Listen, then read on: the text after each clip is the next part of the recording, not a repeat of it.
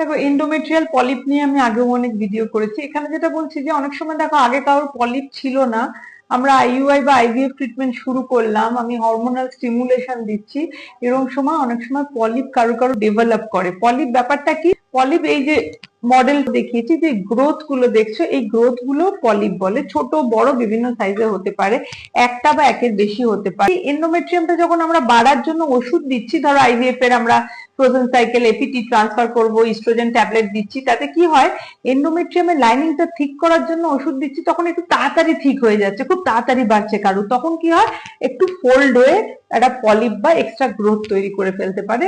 মানে ভয় পাওয়ার মতো কিছু না, কিন্তু ওই সাইকেলটা তখন আমরা ট্রান্সফার ক্যান্সেল করি এবং হিস্ট্রোস্কোপি করে পলিপটা কেটে তারপর আবার ট্রান্সফারে নিই। তো এটা খুব কমন, অনেকেই তোমাদের এই জিনিসটা ফেস করেছো।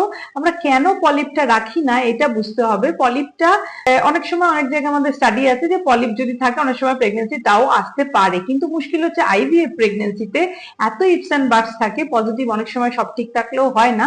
তো এইটা নিয়ে আমরা কেউ চিনতে পারি না, কেননা পলিপ থাকলে জায়গায় সিক্রিশন সাপ্লাই অল্টার্ড হয়ে যায়, কিছু ইমিউনোলজিক্যাল চেঞ্জেস আসে।